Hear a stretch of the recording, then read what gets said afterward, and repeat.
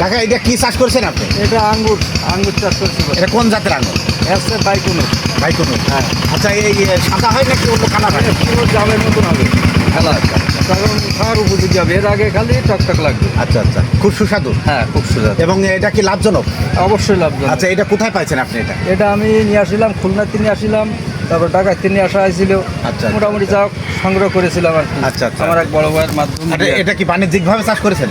আর মোটামুটি আমি চেষ্টা করতেছি আর কি। শুরু যখন করেছি, এখন আচ্ছা, আস্তে আস্তে আচ্ছা, আস্তে এটা ওই পথেই যাওয়ার ইচ্ছা আছে। আপনি তো চারা বিক্রি করেন নাকি? হ্যাঁ, চারা। আচ্ছা দর্শকের উদ্দেশ্যে বলেন যে আপনি কত টাকা করে বিক্রি করেন আপনি? এই বাইকুনুর দিক বিক্রি করি 300 টাকা পিস, আর ভ্যালেজ বিক্রি করি 500 টাকা পিস।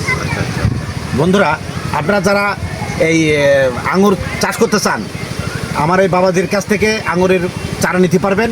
এবং এই জাত খুব ভালো এবং এটা খুব সুস্বাদু এবং লাভজনক। বাংলাদেশে ব্যাপক পরিমাণ এবং হচ্ছে তো চাষ। বাংলাদেশের ব্যাপক পরিমাণ চাষ হচ্ছে, এখন কেশবপুরে চাষ হচ্ছে। ধন্যবাদ সবাইকে।